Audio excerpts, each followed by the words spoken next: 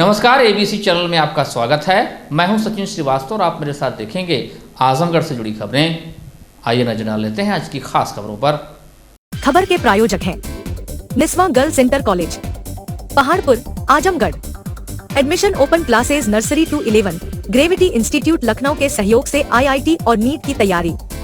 Paradise international school, Kira Patti, Azamgarh. Admission open. Play group 2 class 9th।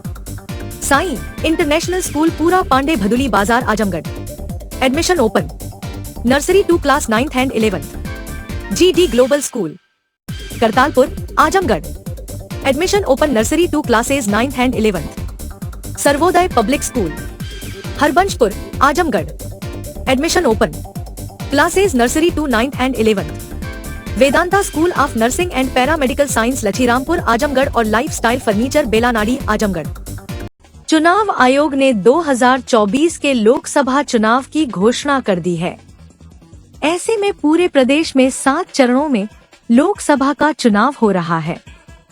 Azamgarh जिले में 6वें चरण के अंतर्गत 25 मई को मतदान होना है।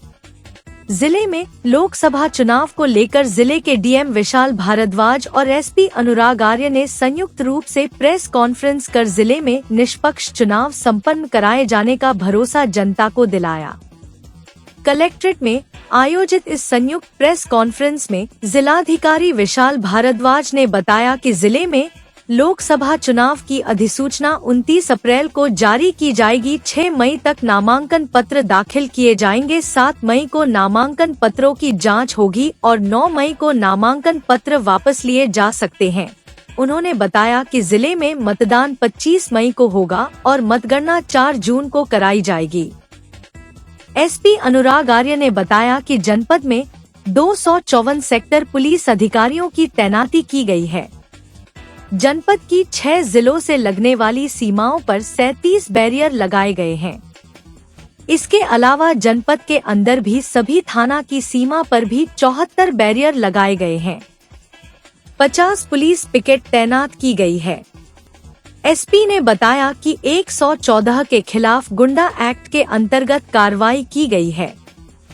पिछले कुछ दिनों में 82 लाख कीमत की 14,000 लीटर अवैध शराब पकड़ी गई है। 40 किलो गांजा बरामद किया गया है। एक अवैध शस्त्र फैक्ट्री का भंडाफोड़ किया गया। SP ने बताया कि पिछले निर्वाचन में 30 मुकदमों के 165 अभियुक्तों के सत्यापन की भी कार्रवाई प्रचलन में है। उन्होंने कहा कि जनपद में शांतिपूर्ण तरीके से भयमुक्त व निष्पक्ष चुनाव कराने के लिए पुलिस लगातार कार्रवाई कर रही है। भारत निर्वाचन आयोग के द्वारा आज हमारे लोकसभा निर्वाचन के कार्यक्रम की घोषणा की गई है, जिसमें जनपद आजमगढ़ के जो दोनों संसदीय निर्वाचन क्षेत्र हैं उनमें जो मतदान होगा वह 25 मई को निर्धारित किया गया। 6ठा चरण में यहाँ पे मतदान होगा और नाम निर्देशन की जो अंतिम तिथि होगी वो 6 मई होगी। तो इसके संबंध में जो तैयारियां हैं उससे आप लोगों को अवगत कराया गया है और आज से ही मॉडल कोड ऑफ कंडक्ट लागू हो गया है और उसका हम लोग 100% अनुपालन पूरे जनपदों में कराएंगे। नामांकन पत्र दाखिल करने से लेकर शेड्यूल क्या है? इसमें जो निर्वाचन की अधिसूचना होगी वह 29 अप्रैल को जारी होगी और नाम निर्देशन हेतु जो अंतिम दिनांक है वो 6 मई 2024 है। इसकी संवीक्षा 7 मई को होगी और नाम वापसी का अंतिम दिनांक 9 मई को है। मतदान 25 मई को होगा और मतगणना 4 जून को संपन्न होगी। कितने हैं संवेदनशील और अतिसंवेदनशील? अभी मैंने उसके बारे में आपको बताया। मतदाता हाँ, इसमें जो अब तक जो मतदाता हमारे यहाँ पंजीकृत हुए हैं उसके अनुसार कुल 36,93,275 मतदाताओं द्वारा अपने मताधिकार का प्रयोग इन दोनों संसदीय क्षेत्रों में कुल मिला के किया जाएगा और इसमें 19,42,903 पुरुष मतदाता हैं और 17,50,305 महिला मतदाताएं हैं और दिव्यांग मतदाता 34,000 479 हैं और 80 वर्ष से अधिक के मतदाता 72,977 हैं। आगामी निर्वाचन के लिए आज से आचार संहिता लागू हो गई है। कुल 254 सेक्टर पुलिस अधिकारी नियुक्त किए गए हैं। 37 अंतर जनपदीय बैरियर्स जो जनपद की 6 जनपदों से सीमाएं लगती हैं उन पर आकस्मिक रूप से चेकिंग के लिए, बाहरी व्यक्तियों के आवागमन पर नज़र रखने के लिए स्थापित किए गए हैं। 50 पुलिस की पिकेट जो जनपद के अंदर और 74 पुलिस के बैरियर्स जो जनपद के अंदर थानों की सीमाओं पर स्थापित किए गए हैं। इन पर भी पुलिस के द्वारा आकस्मिक रूप से चेकिंग की जाएगी। अभी तक लगभग 13,000 व्यक्तियों को 107-16 में पाबंद कराया जा चुका है। लगभग 14,000 लीटर अवैध शराब जब्त की जा चुकी है जिसकी कीमत लगभग 82 लाख के आसपास है। इसके साथ साथ 40 किलो गांजा लगभग 10 लाख की कीमत और एक अवैध शस्त्र फैक्ट्री भी पुलिस के द्वारा उसको अनावरण करते हुए गिरफ्तार लोगों को जेल भेजा गया है। गुंडाइट में 114 लोगों के विरुद्ध ऑलरेडी कार्रवाई की जा चुकी है। इस प्रक्रिया को और तेजी से आगे बढ़ाया जाएगा। इसी प्रकार से गैंगस्टर एक्ट के अंतर्गत कार्रवाई और जो हिस्ट्री शीटर्स हैं उनके विरुद्ध निरोधात्मक कार्रवाई, इसका आज से ही डेली बेसिस पे मॉनिटरिंग किया जाएगा। जो 30 मुकदमे पूर्व के निर्वाचन में पंजीकृत किए गए हैं, 165 अभियुक्त उनमें शामिल थे। इनके सत्यापन की कार्रवाई वर्तमान में प्रचलित है। जो संसाधन है पुलिस के, मैन पावर है, उसका ऑडिट जनपद के अंदर की मैन पावर का ऑडिट कर लिया गया है, संसाधनों का ऑडिट कर लिया गया है और जो भी फोर्स की रिक्वायरमेंट होगी वो आगे के समय में उसको कैलकुलेट करते हुए भेजा जाएगा।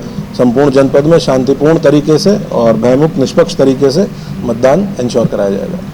समाजवादी पार्टी कार्यालय जनपद आजमगढ़ पर विधान परिषद सदस्य चुने जाने पर जनपद के प्रथम आगमन पर विधान परिषद सदस्य शाह आलम गुड्डू जमाली का नेताओं व कार्यकर्ताओं ने माला पहनाकर स्वागत किया। समाजवादी पार्टी के नेताओं ने राष्ट्रीय अध्यक्ष को बधाई दी और लोकसभा लालगंज सपा प्रत्याशी घोषित होने पर दरोगा प्रसाद सरोज का स्वागत करते हुए कहा कि गुड्डू जमाली को एमएलसी चुने जाने पर व दरोगा प्रसाद सरोज को प्रत्याशी बनाए जाने पर पार्टी को मजबूती मिली है। नवनियुक्त प्रदेश सचिव राधेश्याम सैनी का स्वागत किया गया। सपा नेताओं ने कहा कि भाजपा की सरकार से तंग आकर जनता पीडीए की सरकार बनाने जा रही है जिससे संविधान व लोकतंत्र की रक्षा हो सके। विधान परिषद सदस्य शाह आलम उर्फ गुड्डू जमाली ने समाजवादी पार्टी के राष्ट्रीय अध्यक्ष अखिलेश यादव को बधाई दी और उन्होंने कहा कि भारतीय जनता पार्टी की सरकार नफरत का बीज बोकर जनता के हक और अधिकार पर डाका डालने का काम कर रही है। देश में भ्रष्टाचार, अन्याय, अत्याचार, बेरोजगारी, महंगाई दिन प्रतिदिन बढ़ती जा रही है, यह रुकने का नाम नहीं ले रहा है। भारतीय जनता पार्टी की सरकार दलित, पिछड़े, महिला, अल्पसंख्यक, मुसलमानों व शोषित, पीड़ितों, वंचितों की घोर विरोधी है। ऐसी सरकार को उखाड़ कर फेंकने की जरूरत है जिससे मानव मात्र का कल्याण हो सके और जनता को न्याय मिल सके। उन्होंने कहा कि जिस विश्वास से राष्ट्रीय अध्यक्ष अखिलेश यादव ने मुझ पर जिम्मेदारी दी है उसे मैं सूद सहित वापस करने का प्रयास करूंगा और पार्टी को आजमगढ़ में ही नहीं पूरे पूर्वांचल में मजबूत कर जीत दिलाने का काम करूंगा। कार्यक्रम का संचालन हरिप्रसाद दुबे ने किया। इस अवसर पर निवर्तमान जिला अध्यक्ष हवलदार यादव, विधायक दुर्गा प्रसाद यादव, नफीस अहमद, संग्राम यादव, पूजा सरोज, अखिलेश यादव, पूर्व मंत्री विद्या चौधरी, पूर्व एमएलसी राकेश कुमार यादव, पूर्व विधायक श्याम बहादुर यादव, पूर्व एमएलसी कमला प्रसाद यादव, विवेक सिंह, अजीत कुमार राव, डीआर हरिराम सिंह यादव, राज नारायण यादव, राम आसरे चौहान, अशोक यादव आदि मौजूद रहे। कार्यक्रम का संचालन हरि प्रसाद दुबे ने किया। बातें तो आप भी जानते हैं, लेकिन ये है कि मैं दिल दिमाग से सपा में आया हूँ। मेरी माननीय राष्ट्रीय अध्यक्ष जी से जो वार्ता हुई दोबारा दूसरे क्रम में, उससे मेरी आत्मा पूरी तरह से संतुष्ट है। हम लोग मिलजुल करके पीडीए के फार्मूले पे काम करेंगे और इसको ताकत देंगे, इसको आगे बढ़ाएंगे। हाँ, हम लोग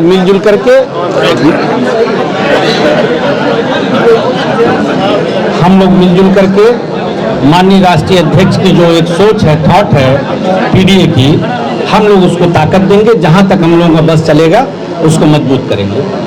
जवाली साहब, आपके ऊपर जिस तरीके की बातें आ रही है कि आप आजमगढ़ ही नहीं, पूर्वांचल ही, पूरे प्रदेश में मुस्लिम चेहरे के रूप में एक बड़े नेता हैं, ये सबसे बड़ी चुनौती आपको इनको कैसे एकजुट कर रहे हैं?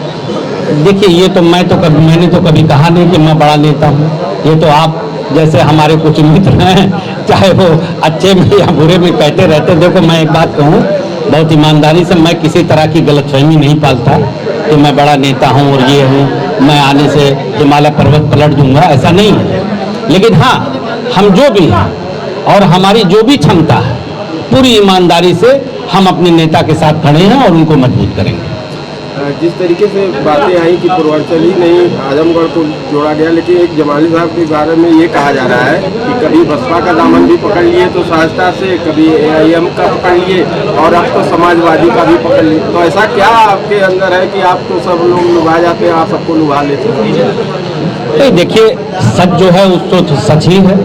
मेरा जन्म तो राजनीतिक बसपा में ही हुआ और मैंने कभी कोई ये भी नहीं कहा कि मैं तो हमेशा कहता हूं कि मैं माननीय बहन जी का एहसानमंद हूँ कि उन्होंने मुझे एक राजनीतिक प्लेटफॉर्म दिया और वहाँ से मेरी शुरुआत हुई। लेकिन देखिए, हम ईमानदारी से बात करने में बिलीव करते हैं, हम बहुत राजनीतिक आदमी भी नहीं हैं। आज मुझे ये वक्त की ज़रूरत लगती है। हमारे जैसे लोग, मैं नेता बाद में हूँ, पहले एक सोशल वर्कर हूँ। आज मेरी ये थॉट है कि आज वक्त की ये ज़रूरत है कि हम सब मिल करके सेकुलर फोर्सेस को मजबूत करें और इस प्रदेश में विपक्ष के रूप में अगर कोई खड़ा है और लड़ रहा है तो हमारे माननीय राष्ट्रीय अध्यक्ष अखिलेश यादव जी। तो मुझे ये अपना एक नैतिक जिम्मेदारी भी लगती है कि हमारे जैसे लोगों को उनके साथ मजबूती से खड़ा होना चाहिए, उनको ताकत देना चाहिए। 2024 को लेकर जिस प्रकार से हमारा माहौल चल रहा है, आजमगढ़ में प्रधानमंत्री जी की रैली भी हुई। देखिए, ऐसा है, यहाँ मैं उन सब बातों पे बात नहीं करना चाहता। मैं उस दल को छोड़ के आया हूँ तो उसकी एक गरिमा भी है। मैं अपने पुराने, आज मैं सपाई की हैसियत से यहाँ बात कर रहा हूँ। मैंने दिल दिमाग से सपा में को ज्वाइन कर लिया, इसलिए मुझसे जो बात करना हो सपा से रिलेटेड मौजूदा सिचुएशन के बारे में, आज की राजनीति के बारे में आप बात कर लिए। पुराने दल के बारे में प्लीज़ मुझसे बात ना करें। Yes of course. नहीं है, क्यों नहीं, सारे लोग हैं। जो भी समाज के अच्छी सोच समझ के लोग हैं वो सब हैं। हमारे यहाँ क्षत्रिय भाई भी है, ब्राह्मण भाई भी है, सारे लोग हैं। लेकिन ये ज़रूर है कि जो समाज का कमज़ोर तबका है, जो कहीं न कहीं जातिगत आधार पे या आर्थिक आधार पे, इन आधारों पे जिसका तुष्टीकरण या जिनको जुल्म जातियों का शिकार है, उसके लिए एक फोरम बना के सभी लोग लड़ेंगे। उसमें हमारा क्षत्रिय भाई सबसे पहले लड़ेगा, ब्राह्मण सबसे पहले लड़ेगा। ऐसा थोड़ी है कि हम और आप सिर्फ लड़ेंगे, और लड़ रहे हैं। प्रधानमंत्री की रैली को कितना सही मान रहे हैं? हाँ,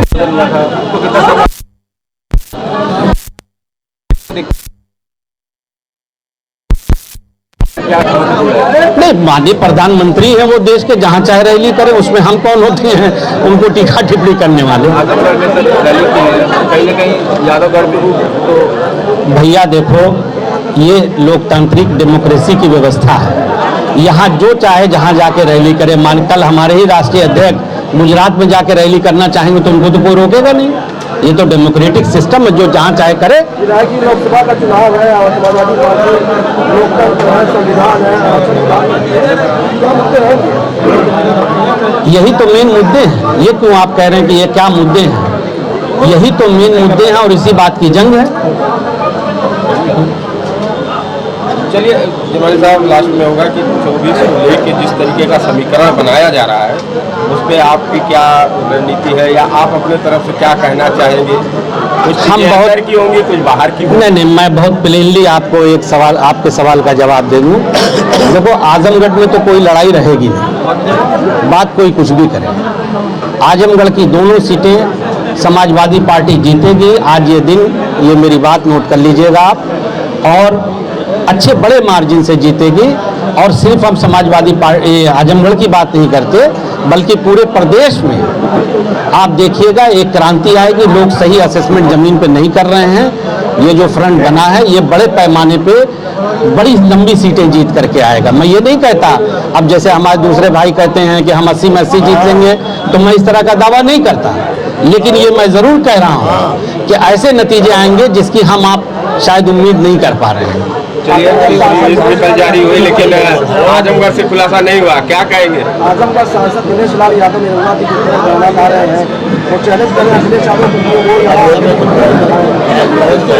देखो दिनेश भाई हमारे माननीय सांसद हैं। मैं किसी भी दल में रहूं, मैं जनप्रतिनिधियों का वैसे भी लोगों का सम्मान करता हूं, लेकिन मुझे अफसोस के साथ कहना पड़ा। देखो चैलेंज करने को अब कोई किसी को बोले, भाई हम बोलने पे किसी को लोग रोक तो नहीं लगा सकते, लेकिन मुझे दुख के साथ कहना पड़ रहा है कि ये सीट वो जीत नहीं पाएंगे। आई एम सॉरी टू से, मगर यही सच्चाई है।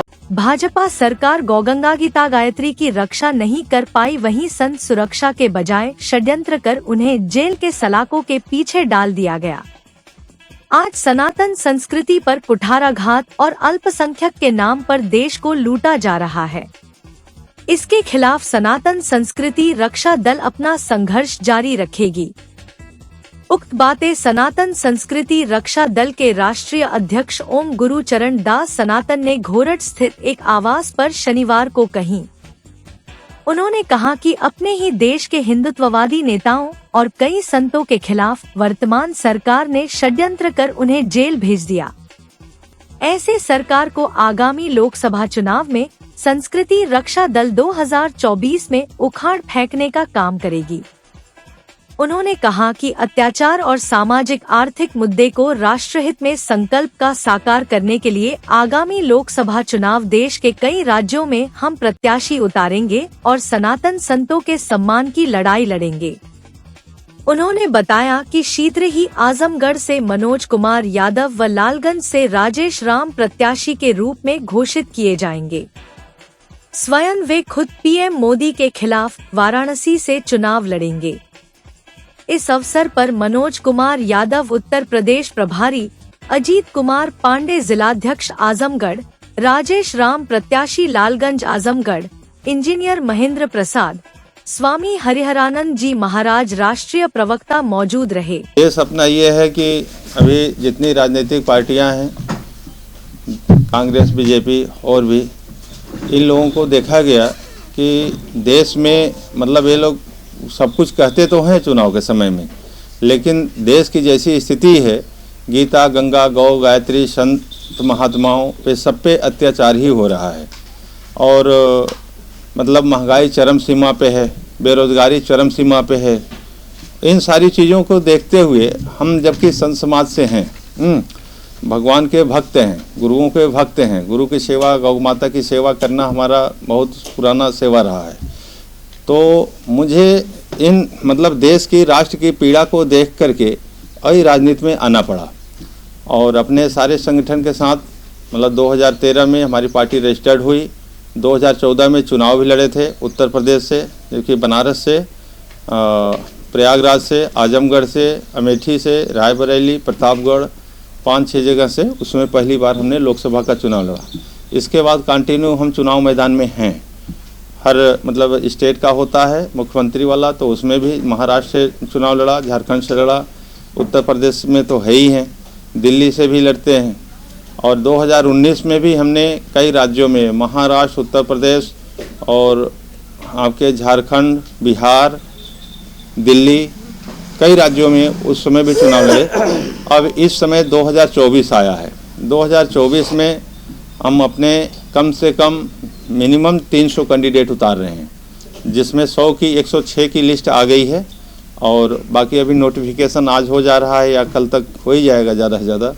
तो मतलब 300-400 के कैंडिडेट, मतलब टारगेट तो है मेरा 543, लेकिन दक्षिण भारत वगैरह अभी हमारी उतनी पहुंच नहीं है। उत्तर प्रदेश, बिहार, राजस्थान, मध्य प्रदेश, छत्तीसगढ़ और इधर झारखंड, उड़ीसा और यही आसपास के दिल्ली, आपके पंजाब, उत्तराखंड, उत्तरांचल, हरियाणा, इन सब सारी जगहों पे हमारा अपना मतलब संगठन है। तो इन सब को ले करके लगभग 300 से 400 सीट पे हम चुनाव तो पक्का लड़ा ही लेंगे। जीत हार तो भविष्य के हाथ में होता है। अब यह नरेंद्र मोदी जी जैसा हम तो कह नहीं सकते कि 400 पार है। अब वो 400 पार किस सेटिंग से कहते हैं वो तो भगवान जाने। ईवीएम में काफ़ी सेटिंग की संभावना है कि सेटिंग होती है, वो क्या होती है तो वही जाने। निर्वाचन आयोग से संबंधित उनका जो भी अपना चल रहा हो, तो काफ़ी जनता में यही जागरूकता है कि ईवीएम की सेटिंग है, तभी इनकी 400 पार कहने का अभी का कोई लक्ष्य नहीं होता है अभी बोलना। वो तो भविष्य के अर्थ में आप अपने जितने काम किए होंगे देश में उस हिसाब से आपको वोट मिलेंगे। 400 पार कैसे कर सकते हैं? तो इसलिए अभी हम कैंडिडेट उतारने का 400 तक आशा करते हैं और जीत तो भविष्य की बात है, जनता क्या करती है। जनता जनार्दन है, जिसको चुनाव में जिताएगी वो जीतेगा। ये मोदी जी के खिलाफ न कहा करिए, क्योंकि यह बात बड़ा अजीब लगता है हमको, क्योंकि वहाँ केवल मोदी जी ही तो चुनाव लड़ेंगे नहीं, कम से कम 15-20 प्रत्याशी होते हैं। तो 15-20 प्रत्याशी होते हैं, उसमें मोदी जी भी शामिल होते हैं और हम भी शामिल होते हैं, और हम वहाँ से खुद कैंडिडेट हैं। मैं राष्ट्रीय अध्यक्ष हूँ और बनारस से खुद कैंडिडेट हूँ, और आजमगढ़ से अभी ऑप्शन में है 2 कैंडिडेट हैं। राजेश राम, हाँ, लालगंज से एससी सीट है, लालगंज से, वहाँ से राजेश राम है। अभी आजमगढ़ से 2 लोग हैं, अभी जैसे मनोज जी भी हैं और राधे मोहन जी हैं। अब इसमें हम लोग थोड़ा आपस में सेट करके फाइनल कर लेंगे नोटिफिकेशन के बाद कि किसको चुनाव लड़ाना है। स्वतंत्र भारत की साहित्य की परिवर्तनकामी परंपरा के समर्थ लेखक रहे मार्कंडेय नई कहानी के दौर के प्रमुख हस्ताक्षर माने जाते हैं। नई कहानी के पुरोधाओं में शुमार मार्कंडेय ने लेखन में सदैव आधुनिक और प्रगतिशील मूल्यों को बढ़ाया है। उन्हीं प्रख्यात हिंदी कहानीकार मार्कंडेय की पुण्यतिथि 18 मार्च को है, जिनकी स्मृति में जनपद में एक संवाद गोष्ठी का आयोजन प्रस्तावित है। यह गोष्ठी 18 मार्च को 2 बजे से शहर स्थित शिबली मंजिल सभागार में आयोजित की जाएगी, जिसमें मार्कंडेय स्मृति संवाद के अंतर्गत मार्कंडेय का कथा लोक विषयक गोष्ठी का आयोजन किया जाएगा। इस विषय पर अपनी बातचीत के लिए देश भर से हिंदी के विद्वान आजमगढ़ शहर में आ रहे हैं। इसमें काशी विद्यापीठ वाराणसी से प्रोफेसर सुरेंद्र प्रताप, बनारस हिंदू विश्वविद्यालय से प्रोफेसर नीरज खरे, मुंबई विश्वविद्यालय से डॉक्टर इंदिवर व टीडी कॉलेज से डॉक्टर सरोज सिंह का आगमन होगा। आमंत्रित विद्वान अपने संवाद से मार्कंडेय की कहानियों और उपन्यासों के मर्म को व्याख्यायित करेंगे। इस अवसर पर मार्कंडेय की प्रसिद्ध कहानी गुलरा के बाबा का पाठ भी प्रस्तुत किया जाएगा। विदित हो कि मार्कंडेय जी आजादी के बाद हिंदी कहानी के प्रमुख हस्ताक्षर रहे। मार्कंडेय सिंह पूर्वांचल और अवध की सांस्कृतिक विशिष्टता के रचनाकार के रूप में याद किए जाते हैं। उनकी कहानियों में लोक जीवन अपनी पूरी जीवंतता में धड़कता है। हिंदी में प्रेमचंद के बाद पूर्वी उत्तर प्रदेश के गांव की सच्ची वास्तविक कहानी लिखने का श्रेय मार्कंडेय को दिया जाता है। कहा जाता है कि मुंशी प्रेमचंद ने जहां कहानी को छोड़ा था, मार्कंडेय ने गांवों की कहानी को वहीं से आगे बढ़ाया। मार्कंडेय की कहानियों में पूर्वांचल के जीवन, समाज, खेत खलिहान, प्रकृति का जीवंत वर्णन हुआ है। उपर्युक्त बातें अमर नर्सिंग होम पर आयोजित प्रेस वार्ता में मार्कंडेय जी की बेटी और शहर की प्रतिष्ठित चिकित्सक डॉक्टर स्वस्ति सिंह ने पत्रकारों से साझा की। उन्होंने शहर के बुद्धिजीवियों, लेखकों, कलाकारों, पत्रकारों और साहित्य प्रेमियों से इस कार्यक्रम में आने की अपील की। उन्होंने कहा कि उनके पिता की कलम उस जन सामान्य के शोषण के खिलाफ चली जो आजादी के बाद भी उपेक्षा का शिकार रहा। रही हूँ, ये मेरे पिताजी के ऊपर है। मेरे पिता मार्कंडेय जी हिंदी के मूर्धन्य कथाकार हैं और इनकी जो पुण्यतिथि 18 मार्च को होती है, तो इस हर 18 मार्च को हम लोग उनको हमेशा याद करते हैं, उनके ऊपर स्मृति संवाद करते हैं, जो कि इलाहाबाद में किया जाता था हर साल। एक बार आजमगढ़ में बहुत ही अच्छा प्रोग्राम हुआ था शिवली अकादमी में।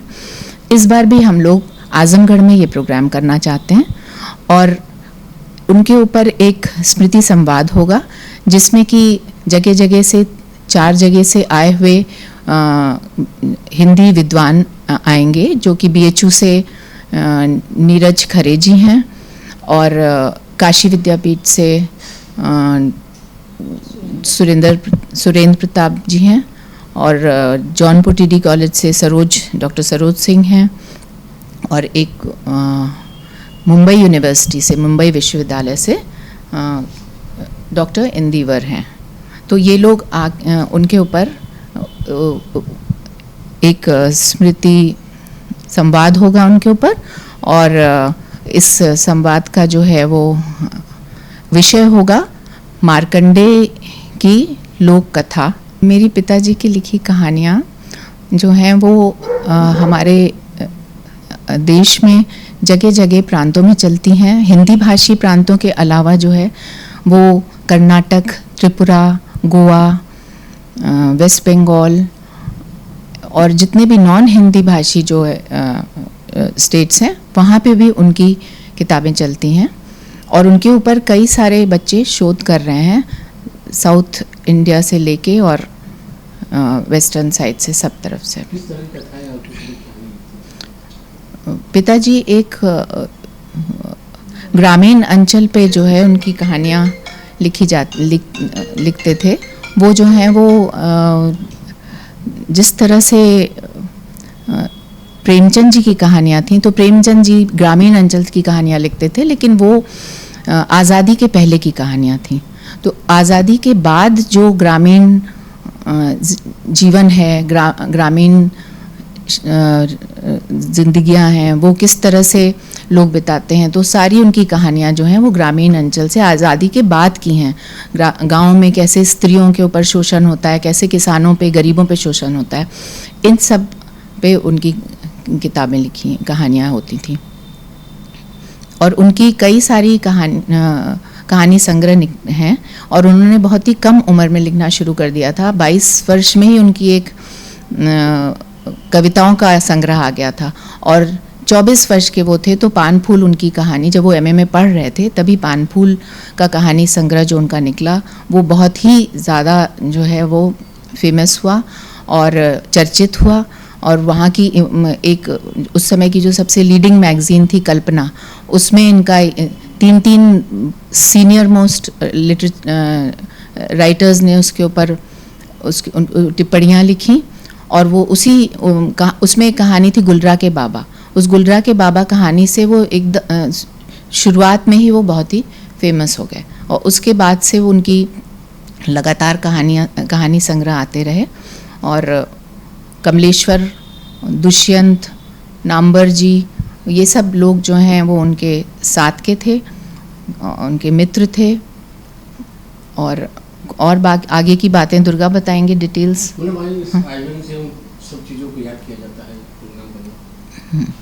इस आयोजन से सबको उन लोगों को याद कर, इस मोटिव इस आयोजन का ये है कि एक तो हमारे अंदर और हमारे यंग राइटर्स में जो है वो जज्बा बना रहे लिखने का, क्योंकि वो हमेशा जो है वो यंग राइटर्स को बहुत ही प्रोत्साहन देते थे, ये हमेशा से उनकी थी। तो जितने यंग राइटर्स हैं उनमें लिखने का जज्बा बना रहे, उन्हें याद किया जाए, और उनके ऊपर जो सैकड़ों बच्चे शोध कर रहे हैं जगह पूरे भारतवर्ष में, तो उनको भी एक मटेरियल मिले। क्योंकि आगे चल के हम लोगों ने, पापा एक बहुत ही पत्रकारिता में भी बहुत आगे थे, उनकी बहुत ही रिनाउंड पत्रिका जो है ये कथा नाम से वो निकालते थे, और वो अपने आप ही अपना ही मतलब उसमें उन्होंने कथा निकालना शुरू किया, जो कि उसके 14 अंक उन्होंने निकाले। और ये 14 अंक जो हैं अपने में खुद जो है साहित्यिक पत्रिकाओं में मील का पत्थर माने जाते हैं। इतनी बढ़िया उनकी लिटरेरी मैगजीन थी ये, और उनके न रहने पे हम लोगों ने इस काम को आगे बढ़ाया।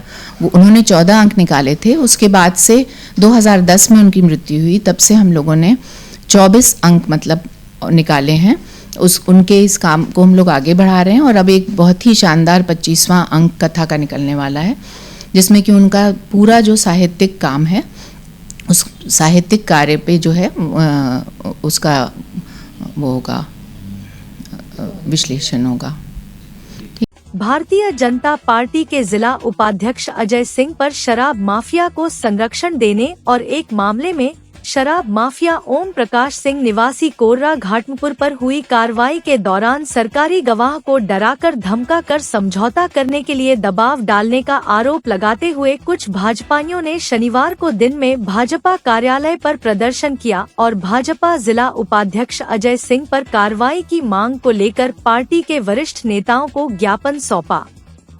मामले में बीजेपी के अतरौलिया मंडल प्रभारी अमित कुमार सिंह का कहना है कि अहरौला क्षेत्र के गनवारा बाजार में ओम प्रकाश सिंह के द्वारा अवैध शराब बाजार में बिकवाई जाती थी। सड़क पर अवैध शराब को खुलेआम बेचा जाता था। पुलिस ने वर्ष 2015 में छापेमारी कर कई पेटी शराब पकड़ी थी। मामले में अमित कुमार सिंह ने कहा कि वह खुद सरकारी गवाह है। अमित कुमार सिंह के अनुसार लगातार जब भी पार्टी की मीटिंग होती है या कुछ और कार्यक्रम होता है, इसमें वह शामिल होने आते हैं।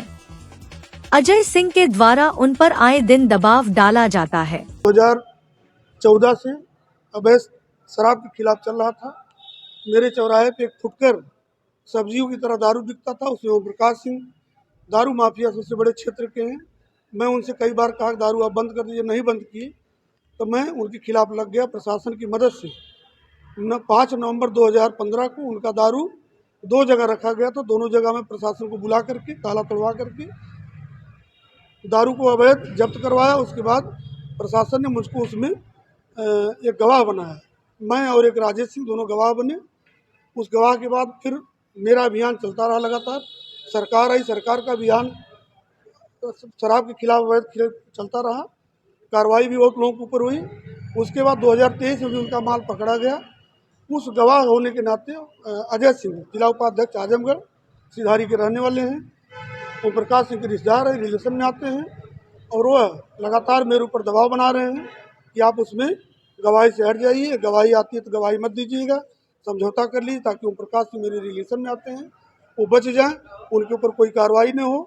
इससे मैं आहत होकर के एक विज्ञापन दिया हूँ।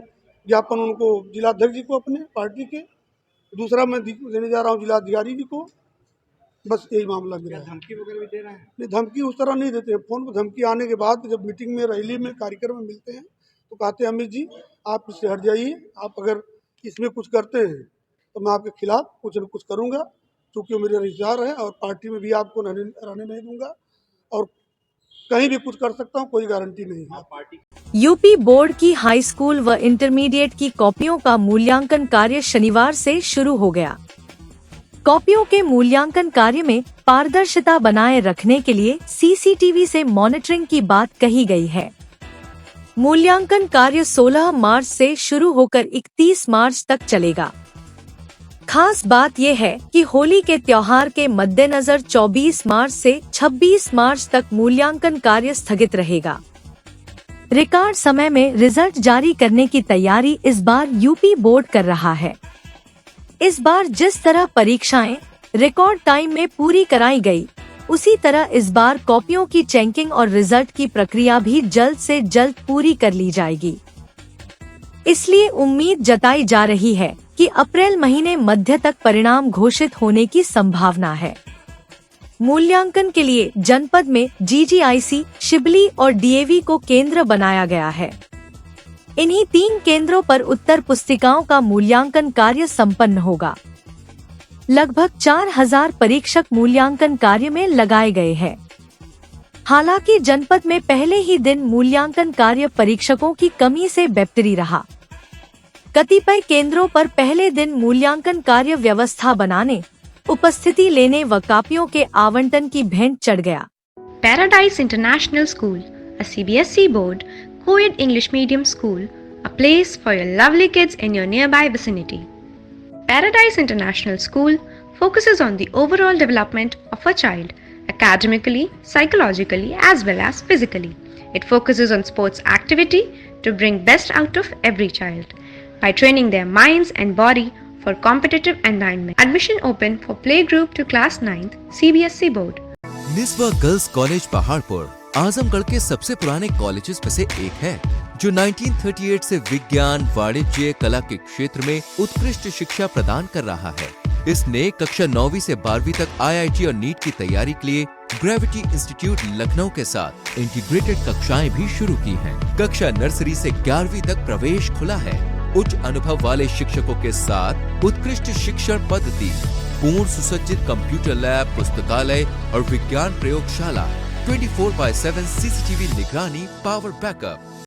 न्यू एडमिशंस के लिए फॉर्म और प्रोस्पेक्टस अवेलेबल है, तो जल्दी करें। Sarvodaya public school near RTO office Harbanspur Azamgarh, affiliated to CBSE. Admissions open from classes nursery to 9 and 11. जहां है highly experienced faculty, advanced labs, magnificent library, huge playground with lush green campus, separate ground for pre-nursery, separate classes available for girls and boys. We also organize sports, music, smart classes and many more facility available. Uttar Pradesh के 613 nursing और paramedical college में से 20 college QCI rating में A श्रेणी प्राप्त कर बने mentor institute. Azamgarh मंडल और जिले का नाम रोशन कर Vedanta school of nursing and paramedical science Lachhirampur Azamgarh QCI rating में A श्रेणी प्राप्त कर बना मंडल का पहला institute.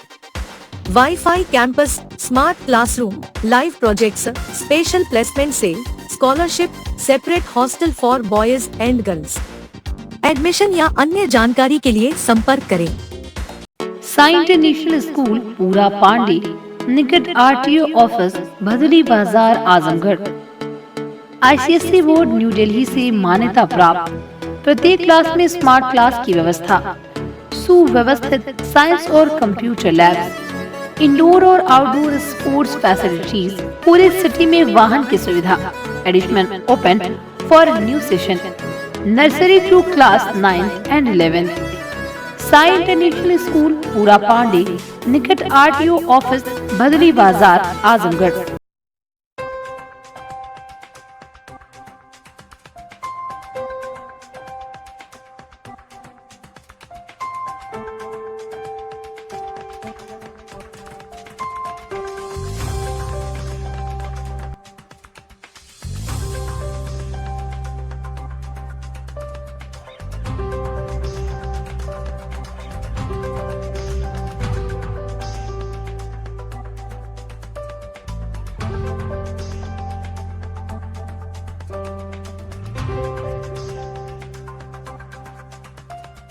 Lifestyle furniture, Belnadi, Azamgarh. सभी प्रकार के फर्नीचर एवं इलेक्ट्रॉनिक सामानों की भरपूर रेंज उपलब्ध। हमारे यहाँ EMI की सुविधा 0% ब्याज पर उपलब्ध। इलेक्ट्रॉनिक सामानों में LED TV, refrigerator, washing machine, air conditioner, air cooler, deep freezer, water cooler, mixer juicer, iron, fan, induction, battery, inverter, electric geyser, gas geyser, आटा चक्की इत्यादि। फर्नीचर के सामानों में बेड, गद्दा, सिंगारदान, अलमीरा, sofa, table, chair, rack, stool, संदीली, सीढ़ी, डाइनिंग टेबल, झूला आदि। शादी विवाह की हो तैयारी या ऑफिस और घर के लिए सामानों की करनी हो खरीदारी, पहुँचिए लाइफस्टाइल फर्नीचर, बेलनाडी, आजमगढ़।